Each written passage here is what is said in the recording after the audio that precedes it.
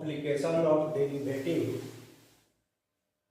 के तहत increasing decreasing function है। आज हम लोग एक क्वेश्चन के द्वारा इसका कंसेप्ट जो है क्लियर करेंगे। So that F X is equal to sine X is increasing in open interval 0 π/2। तो जब इंटरवल ओपन है तो एक्चुअली में स्ट्रिक्टली इंक्रीजिंग होता है, और जब इंटरवल क्लोज रहे तब इंक्रीजिंग होता है। फिर π/2 से π में डिक्रीजिंग है स्ट्रिक्टली, और 0 से π के बीच नाइदर इंक्रीजिंग नॉर डिक्रीजिंग।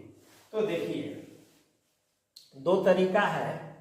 एक तो हम पहला 0 से π/2 का इंटरवल है, यानी कि फर्स्ट क्वाड्रेंट, इसमें का कोई दो मेंबर ले लेते हैं x1 x2। यदि x1 छोटा है x2 से तो साइन x1 भी छोटा होगा साइन x2 से, कहें कि फर्स्ट क्वाड्रेंट में छोटे एंगल का साइन बड़े एंगल के साइन से छोटा होता है, यानी कि इंक्रीजिंग है, तो स्ट्रिक्टली इंक्रीजिंग हो गया। दूसरा में π/2 से π है, तो सेकेंड क्वाड्रेंट में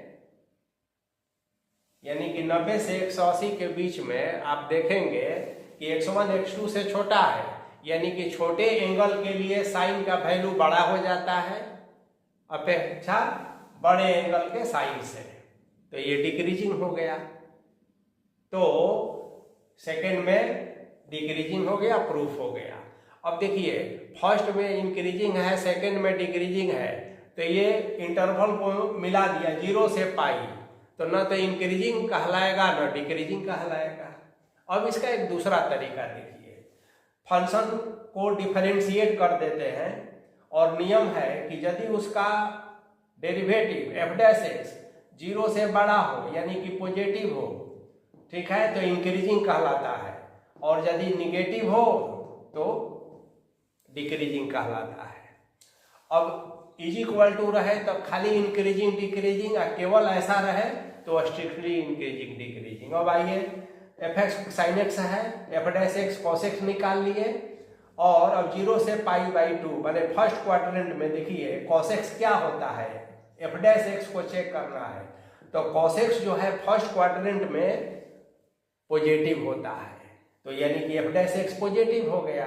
तो जब पॉजिटिव हो गया तो ये f(x) स्ट्रिक्टली इंक्रीजिंग हो गया।